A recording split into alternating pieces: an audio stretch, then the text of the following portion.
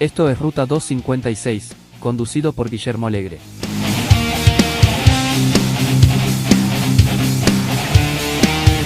Bienvenidos a Ruta 256, tu podcast semanal de noticias tecnológicas, donde te comento algunas de las noticias más relevantes de la semana. Si estás en casa, relájate, y si andás por la calle, presta atención, que ya arrancamos.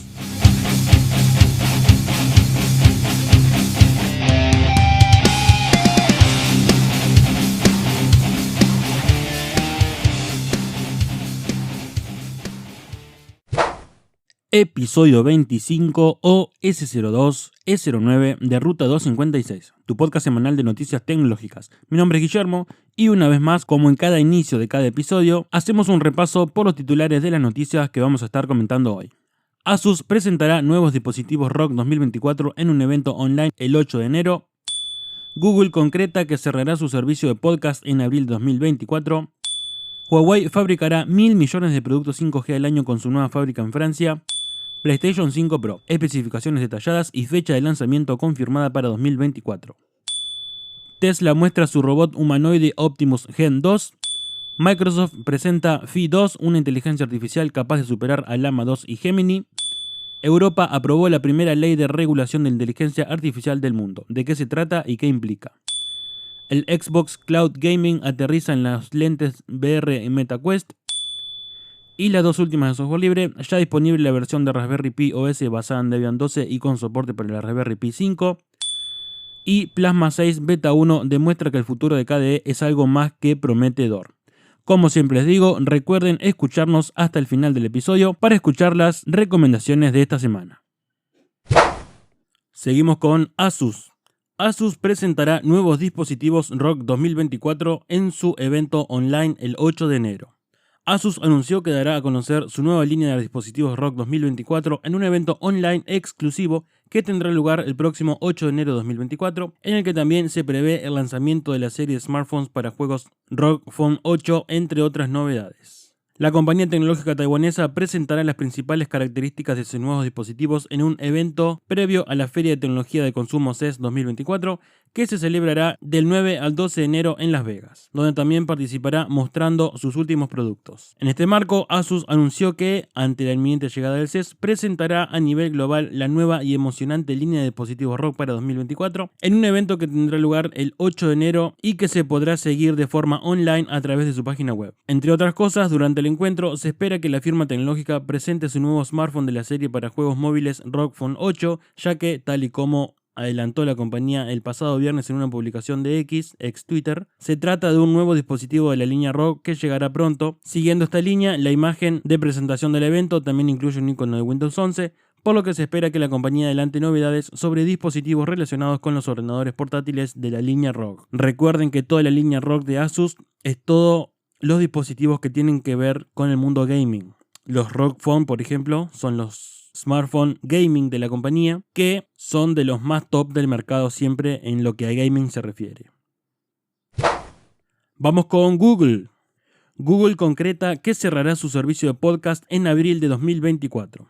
Google compartió un cronograma de cuándo dejará de funcionar su servicio de contenidos de Google Podcast, que descontinuará por completo en abril de 2024 en Estados Unidos, para lo que animó a los usuarios a migrar sus contenidos a YouTube Music. A finales del pasado mes de septiembre, el gigante tecnológico anunció que seguirá invirtiendo en los podcasts, pero dentro de esta otra plataforma, ya que esperaba terminar con Google Podcasts a lo largo del próximo año. Con este cierre, la compañía se comprometió a facilitar a los creadores las herramientas necesarias para realizar el traslado de contenidos, programas y audiencias a YouTube Music, donde se pueden ver y escuchar estos podcasts sin necesidad de una suscripción. La empresa concretó ahora que Google Podcasts dejará de funcionar en Estados Unidos en abril de 2024, y que el acceso a este servicio se garantizará hasta marzo del próximo año, según señaló 9to5 Google. Asimismo, Google indicó que para los podcasts que actualmente no estén disponibles en YouTube, los oyentes podrán añadir sus programas directamente a su biblioteca YouTube Music a través de la fuente RSS del podcast. Asimismo, dijeron también que existe la otra opción de exportar las suscripciones de Google Podcast como un archivo OPML para llevarlas a plataformas de terceros, una funcionalidad que estará vigente hasta julio de 2024. Esta herramienta de migración llegará próximamente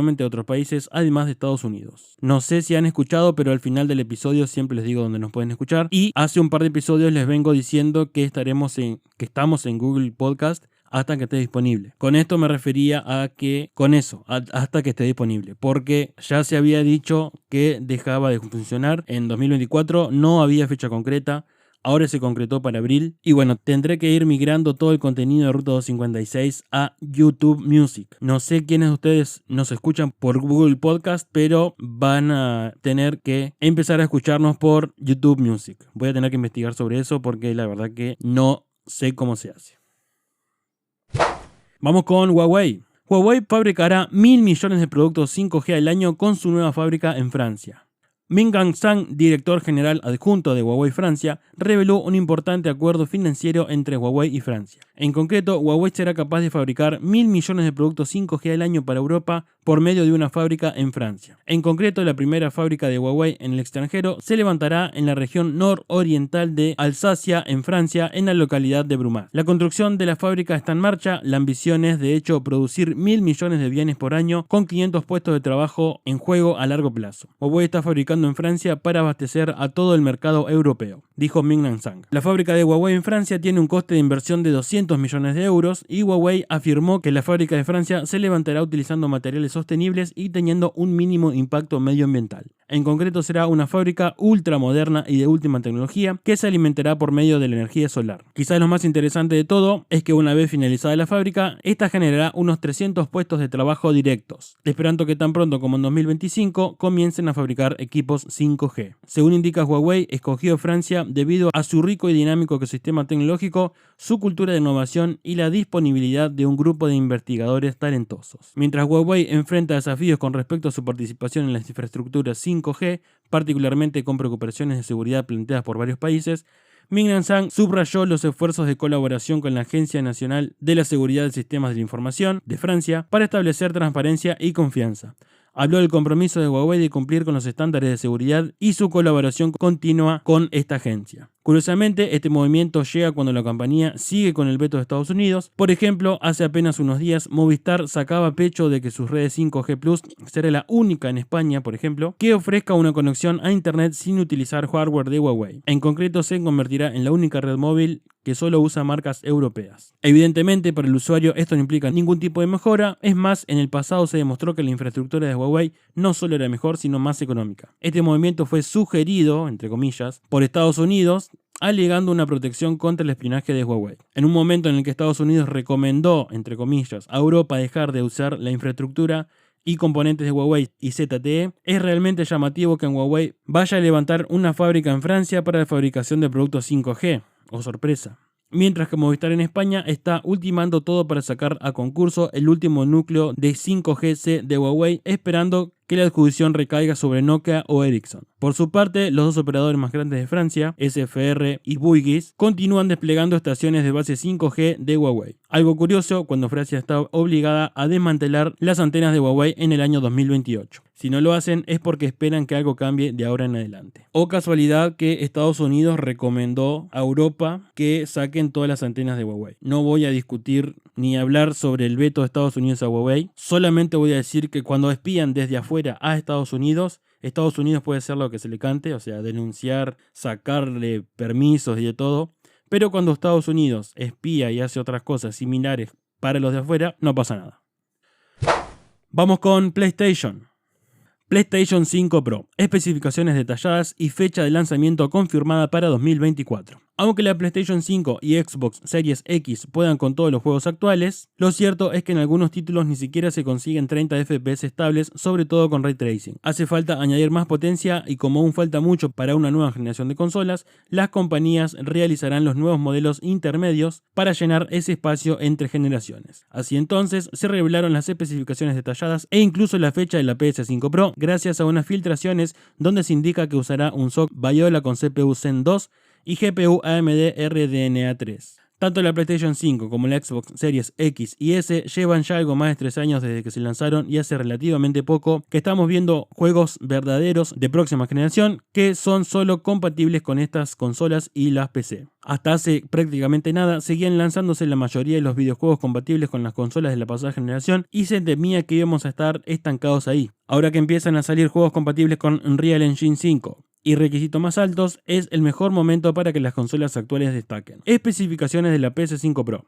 Llegará con CPU Zen 2 hasta 4,4 GHz y GPU RDNA 3 con 3840 núcleos. La futura PlayStation 6 no se espera que se lance hasta el 2027-2028 y podemos decir lo mismo para la siguiente generación de Xbox. Quedan muchos años aún por delante y las consolas actuales, si bien pueden con todos los juegos, empiezan ya a quedarse cortas en ciertos aspectos. Si hacemos una comparativa con un PC, los ports a consola suelen ser con opciones gráficas medias altas y como mucho conseguimos 60 FPS utilizando rescalado. No hay apenas títulos que consigan poder jugarse a 4K nativos y 60 FPS en una PS5 o Xbox Series X, a pesar de que estas se promediaron como consolas capaces de ello. Si luego le añadimos el típico modo calidad de los juegos que traen Ray Tracing, entonces nos quedamos con un límite de 30 FPS generalmente. La PS5 no es tan potente como muchos piensan, ya que emplea una GPU RDNA 2 con 36 CU, 2304 núcleos, que equivale aproximadamente a una AMD RX 5700 XT.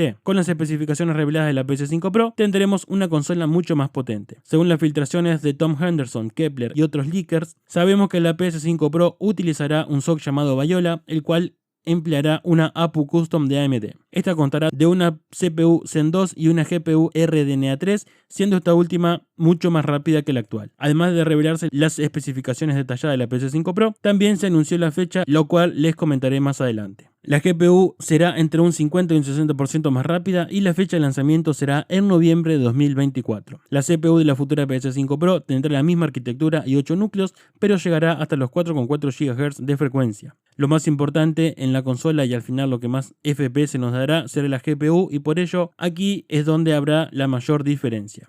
Y es que la tarjeta gráfica de la PS5 Pro utilizará la arquitectura RDNA 3 y tendrá 60 CU, 3840 núcleos, tal y como se supo hace un mes. Esto equivale entonces a una AMD RX 7800 XT, la cual es notablemente más rápida que la RX 5700 XT, que es la actual que tiene la PS5. Esta GPU funcionará a unos 2 GHz, lo que equivale a tener una potencia teórica de 28 teraflops. Teniendo en cuenta que la GPU de la PS5 actual tiene 10,29 teraflops, podemos ver un aumento de casi el triple. Sin embargo, no será 3 veces más rápida, sino que se espera un aumento de rendimiento del 50 al 60%. Por otro lado, se sabe que llegará con 16 GB de memoria RAM DR6 compartida a una velocidad de 18 GB por segundo, dando un ancho de banda de 576 GB por segundo. Por último, se reveló que la fecha de anuncio de la PS5 Pro será en septiembre, obviamente 2024, y el lanzamiento, como dijimos, se producirá en noviembre del próximo año. Seguimos con Tesla. Tesla muestra su robot humanoide Optimus Gen 2, más rápido, ligero y con mayor libertad de movimiento. Elon Musk es amado y odiado a partes iguales en todo el mundo, sea por sus hazañas, compañías y productos que saca, o por ser un personaje en X o Twitter. Es uno de los pocos millonarios que sigue aportando algo nuevo a la industria y no le importa innovar o lanzar un auténtico desastre que parece digno de ser un meme. Los robots humanoides de Tesla llevan apareciendo desde hace unos años y ahora vemos el más avanzado de todos, denominado Optimus Gen 2, el cual fue mejorado en varios aspectos. Los robots humanoides y androides fueron representados como parte de la humanidad en un futuro próximo. Dependiendo de la obra-ficción, puede que estos sean unos asistentes para humanos o unas entidades independientes que quieren destruir la humanidad. Nadie sabe lo que nos deparará ese futuro, salvo por el hecho de que estos robots humanoides existirán de alguna forma en nuestra sociedad. Tesla muestra entonces su robot Optimus Gen 2, el más avanzado hasta el momento. El ser humano ha hecho grandes avances en robótica y a día de hoy tenemos robots de aspecto humano que pueden hablar y expresarse con bastante naturalidad. Es cierto que estamos muy lejos de aún hacer de que estos androides sean completamente viables, pero ya empiezan a verse sus usos. Por ejemplo, Amazon presentó hace unos meses un robot humanoide que era capaz de agarrar cajas y moverlas a distintos lugares, sirviendo en trabajos de almacén. Por otro lado, tenemos a Elon Musk, una de las personas más conocidas del mundo, mostrando sus invenciones como el Tesla Bot. Esta apareció en mayo de 2023 y era el resultado de más de un año de trabajo.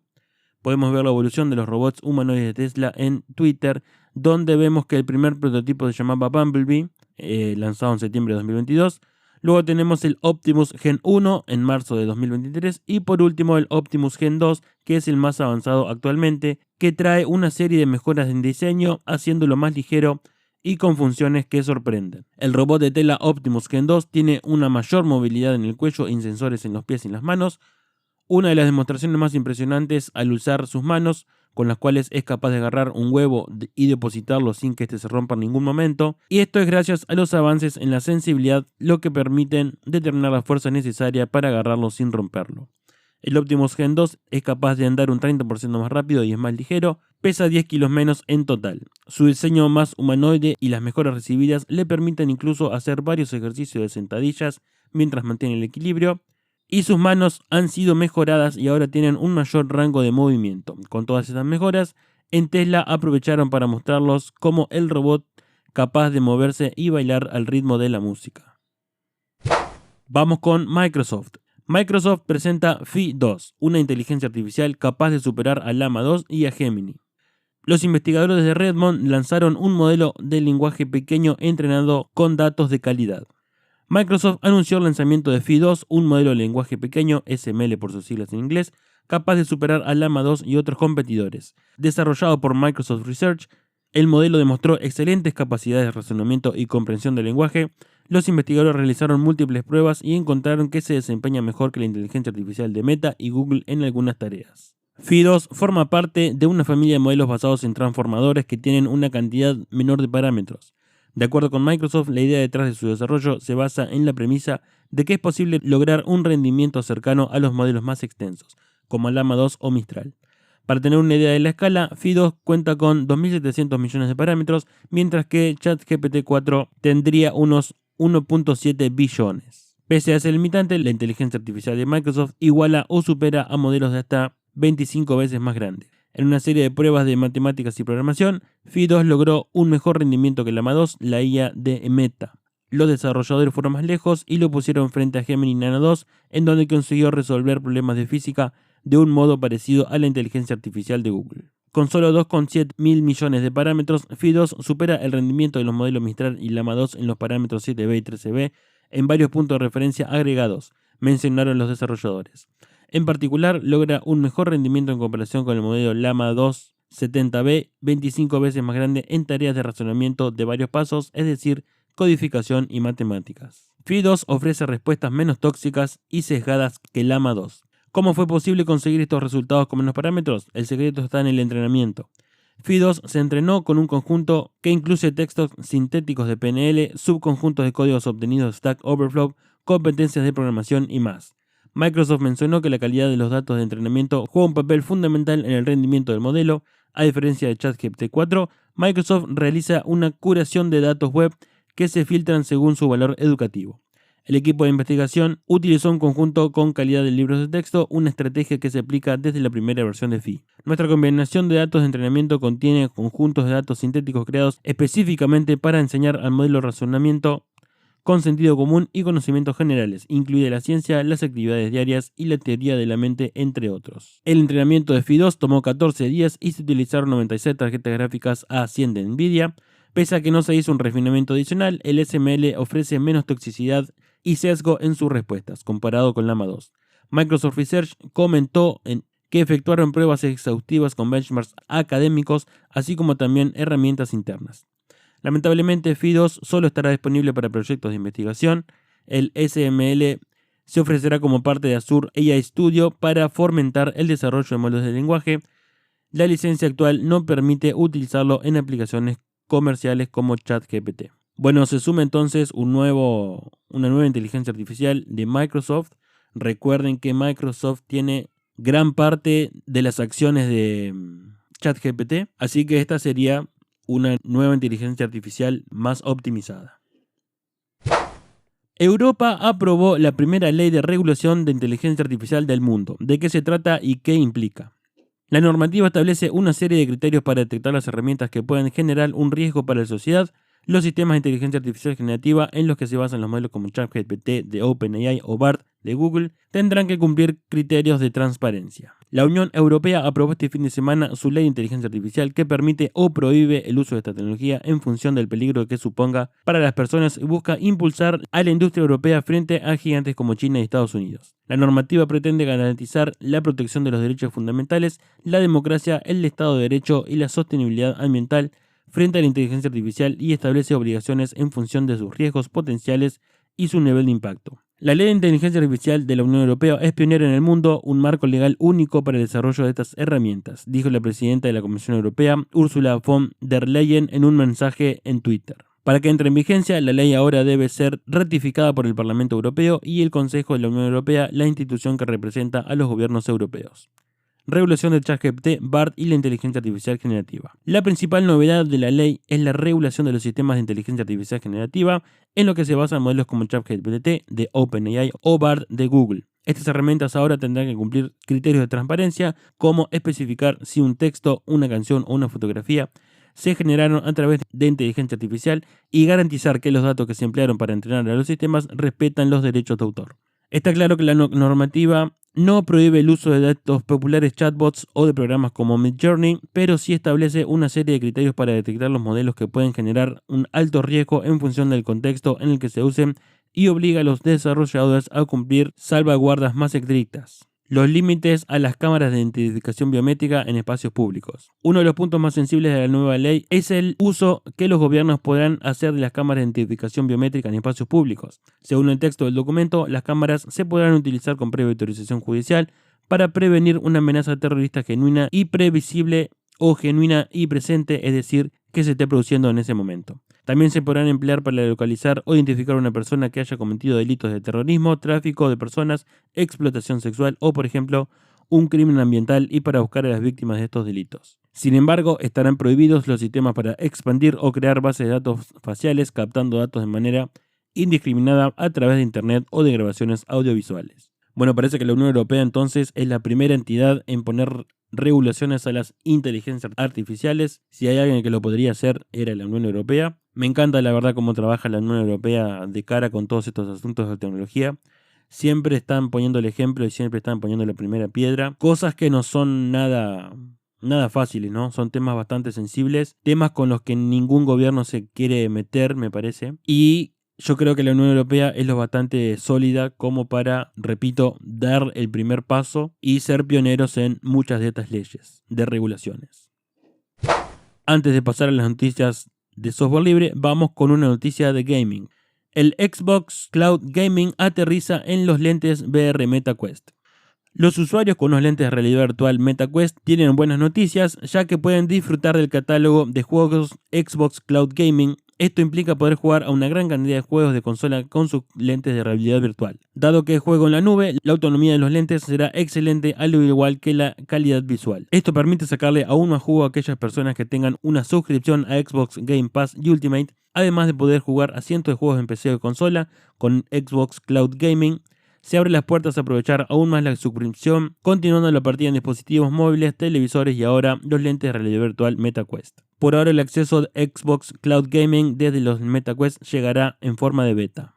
Es desde la propia tienda MetaQuest Store donde se puede descargar la beta para acceder a la Xbox Cloud Gaming. Evidentemente, para una experiencia gaming completa se requiere tener un mando de Xbox o cualquier otro mando de conectividad Bluetooth, pudiendo usar un mando de PlayStation 4, Nintendo Switch Pro y cualquier otro mando. Eso sí, en un futuro Meta añadirá también soporte al mando del DualSense de la PlayStation 5. Si bien podés pensar que es un caos interactuar con los menús, por si no lo sabías, puedes moverte por los menús usando tus propias manos como un mando. Evidentemente requerirás de una cuenta Xbox Game Pass Ultimate.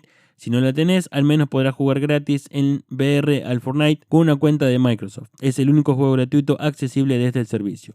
Eso sí, también es perfecto para aprovechar la oferta de $1 por mes y saber qué se siente al jugar juegos de consola en lentes de realidad virtual. En lo que respecta a la compatibilidad, Xbox Cloud Gaming se puede instalar en los lentes MetaQuest 2, Quest 3 y Quest Pro, básicamente con cualquiera de los lentes modernos de la compañía. Hay que recordar que la Quest 2 son las Oculus Quest 2, las cuales se lanzaron en octubre del año 2020. Adicionalmente, hay un requisito adicional: la velocidad de conexión a Internet. En concreto, se recomienda el uso de una conexión con una velocidad de al menos 20 Mbps por segundo para disfrutar de una correcta experiencia de juego en la nube.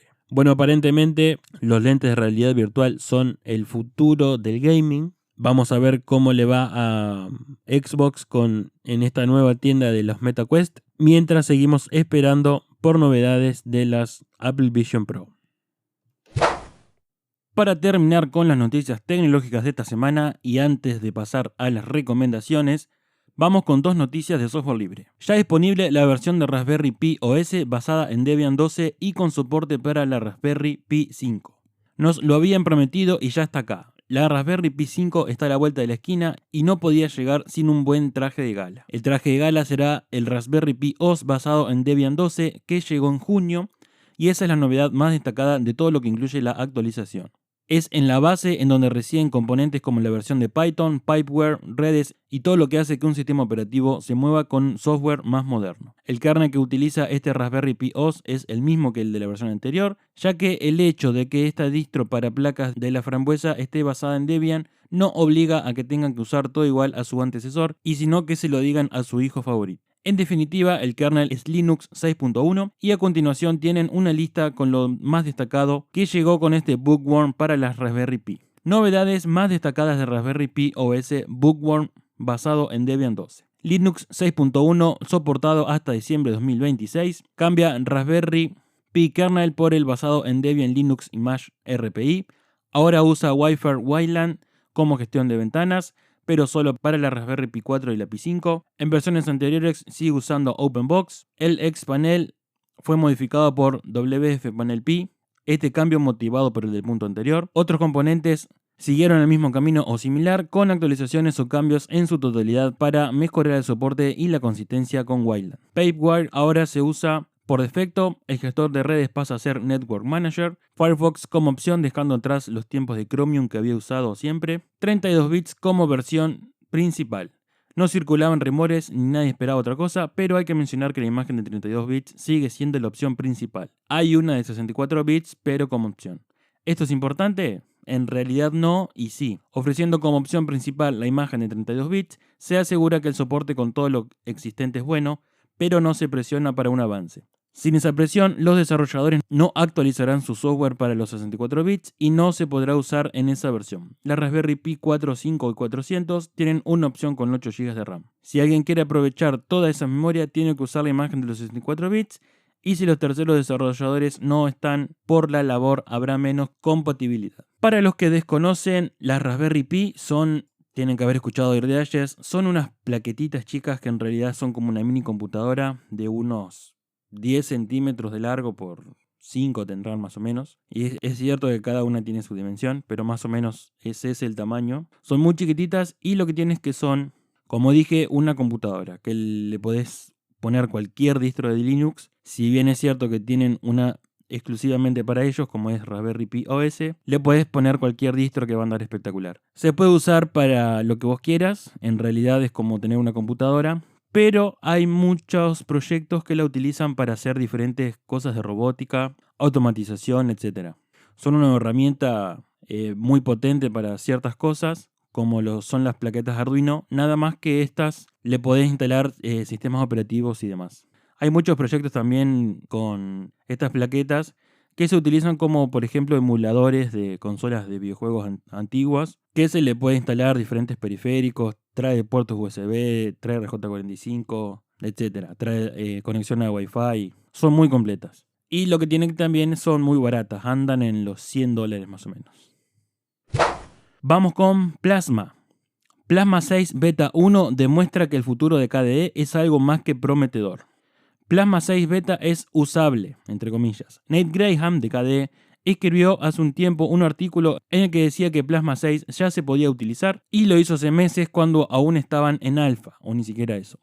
Muchos de los problemas con los que se encontraba, decía, era en aplicaciones de terceros. Meses después cualquiera puede comprobar que lo que dijo es cierto si uno no está acostumbrado a KDE Neon o si empieza con una instalación de cero. Muchos de los problemas con los que se va a encontrar estarían relacionados con el sistema operativo y su filosofía o con empezar sin las cosas a nuestro gusto. Claro está, si hemos retocado algo porque no iba bien tras la instalación de cero, volviendo a empezar nos toparemos con el mismo problema. El salto de la versión 4 a la versión 5 tuvo que ser enorme para afirmar que de la versión 5 a la versión 6 no será tan pronunciado. Si esto es cierto, KDE tuvo que cambiar todo prácticamente, algo que, visto lo que se vino, no le vino nada mal. Usando Plasma 6 Beta, uno sí nota cambios y no pocos, pero lo cierto es que sí, en gran medida, parece que estamos ante algo que podría ser Plasma 5.30, es decir, hay cambios, muchas mejoras pero nada que no podría haberse conseguido en un año o 3 versiones más.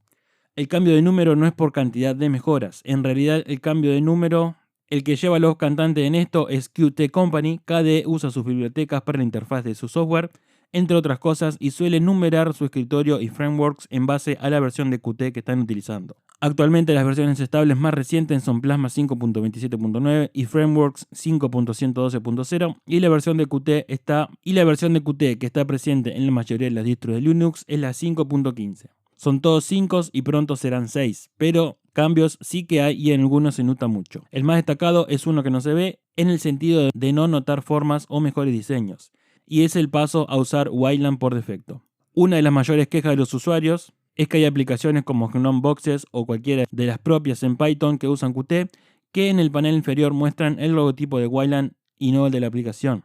También hay problemas con software como GIMP, que estando basado en GTK2 incluso se tuvo que desfijar del panel inferior para que no haya dos iconos cuando se abre el programa. Los usuarios también están de acuerdo en que usar el panel táctil es toda una experiencia, con lo que pasamos a otra de las novedades más destacadas de Plasma 6. Nueva vista general. En Plasma 5 la vista general no es muy general, y el gesto para llegar a ella tampoco es el mejor. Hay 3 gestos diferentes. 4 dedos hacia arriba mostrarán todas las ventanas y escritorios en vista de rejilla. Es funcional, pero no muy estético. 4 dedos hacia abajo muestran todas las ventanas, que está bien, y es lo que se usa para encontrar cualquier ventana esté en el escritorio que esté, pero unido a todo esto, lo demás es redundante. Haciendo el gesto de cerrar con 4 dedos, entra lo que sería la vista general más nueva. El problema es que no se ven todos los escritorios y podría mejorar. Esas mejoras llegarán en febrero y ya se puede probar en Plasma 6 Beta.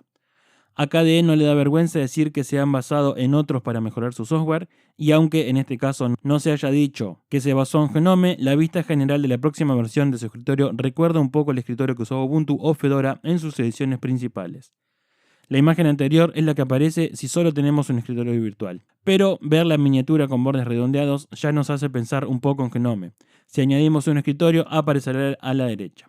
Los gestos se simplificarán y con 4 dedos hacia arriba veremos la vista general, y estando en este punto, con 4 dedos arriba otra vez veremos la vista de rejilla. Gnome también tiene 2 puntos de 4 dedos hacia arriba, pero el comportamiento exacto depende de la distro, de si es más fiel a Gnome o a su propia filosofía. Plasma 6 Beta, lo que no se ve pero se siente. También hay que tener presente que hay varios cambios que no se ven pero se sienten. Esta es la manera que se eligió para referirse a esos pequeños toques visuales que en realidad sí se ven, pero no tanto como los de la vista general. Muchas de estas mejoras guardan en relación con Qt6 y lo que vamos a sentir es algo parecido a lo que sienten los usuarios de Gnome al pasar de una aplicación en GTK3 a una que suba a GTK4. Además, KDE se encargó de hacer cambios en la interfaz para mejorar la consistencia y más que harán para que en febrero tengamos algo fiable. Ya lo aparece en Plasma 6 Beta, lo que será dentro de unos meses y más aún cuando lo adopten diferentes distros de Linux. En febrero lo usará KDE Neon y algunas pocas más, sobre todo si son rolling release. El futuro de KDE es prometedor, nuevas funciones, mejor productividad y más atractivo visualmente. Esperemos que nada se tuerza y finalmente, si estás interesado en probar lo que depara el futuro, lo mejor es ir a la página de descargas de KDE Neon, descargar la ISO Unstable y usarla en una live session, ya que no se recomienda usarlo en máquinas virtuales. Esto porque no es la versión oficial.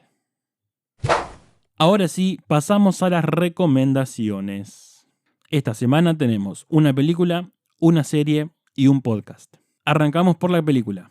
13 horas. En la noche del 11 de septiembre de 2012, en el aniversario de los ataques terroristas a las Torres Gemelas y al Pentágono, un grupo de militantes islamistas atacaron un complejo diplomático estadounidense y un anexo cercano de la CIA en Benghazi, Libia. Mataron a 4 estadounidenses, incluido el embajador de Estados Unidos, John Christopher Stevens, así como al especialista en tecnología, John Smith, y a los SEAL, Glenn Doherty y Tyrone Woods. Un equipo de 6 hombres de operaciones especiales de Estados Unidos, formado por ex Navy SEALs y operarios de la CIA, fueron enviados en defensa de los estadounidenses restantes que todavía quedaban con vida. Liderados por el jefe de la CIA, interpretado por Daniel Constable, conoceremos a Jack Silva, interpretado por John Krasinski, un ex marín que llega a Benghazi para unirse a Tyrone Wood, interpretado por Shane Batchdale, y su equipo de tipos duros. Los otros ex militares que servirán junto a ellos son Mark Osgeist, interpretado por Max Martini, Chris Tanto Paronto, interpretado por el gran Pablo Schreiber, John Tigen,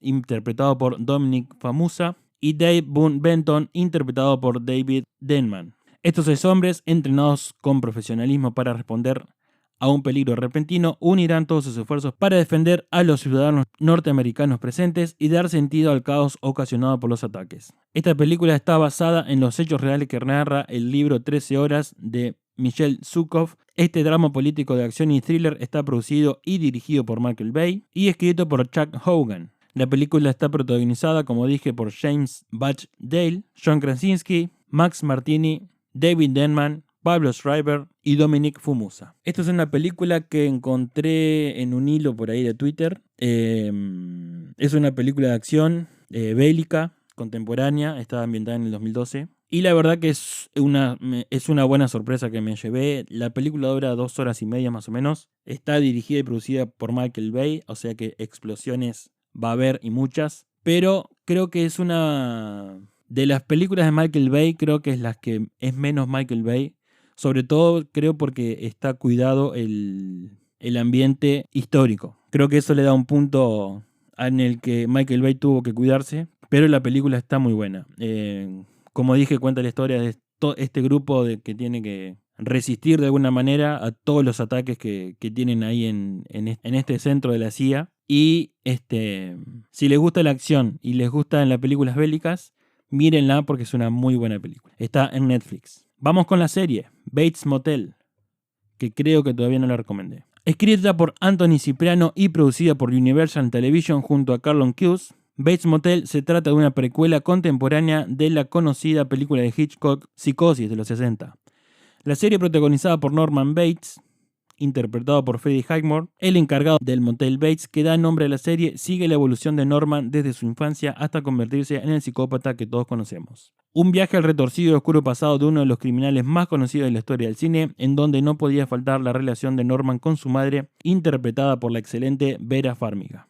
Esta es una serie de 5 temporadas, de 10 capítulos cada uno. Los capítulos son de 1 hora más o menos, y es una excelente serie. Para mí, una de las mejores series que he visto. Si vieron Psicosis, la película, esta serie cuenta toda la historia de Norman antes, ¿no? Porque vendría a ser como un spin-off, pero ambientado de forma contemporánea. Hay muchos guiños a la película, obviamente. Creo que los principales son la casa, obviamente, y el vestuario de la madre de Norman. Ella usa esa ropa de esa época, de los 50, de los 60, y es espectacular. Si les gusta el cine, las series de terror o de suspenso, véanla porque es espectacular. Conozco mucha gente que la dejó de ver porque el personaje que hace Freddie Highmore como Norman Bates realmente es odioso. Y conozco mucha gente que la dejó porque es tan bien el papel que hace que realmente es odioso.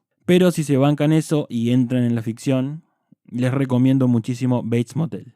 Vamos con el podcast After. After es el podcast de Suprapixel que ya recomendé hace 2 episodios o 3. Y lo que hacen en este podcast es Nicolás Fishman junto con su compañero, que tienen el canal de Suprapixel, charlan sobre temas de tecnología en general. Agarran un tema y charlan sobre eso.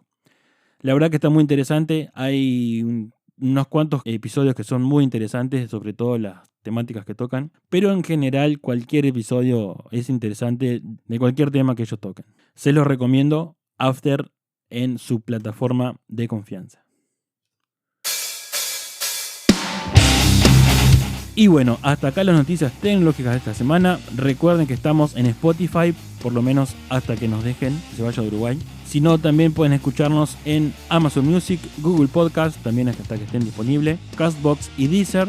Recuerden seguirnos en nuestras redes sociales como Ruta 256 en Twitter y en Instagram.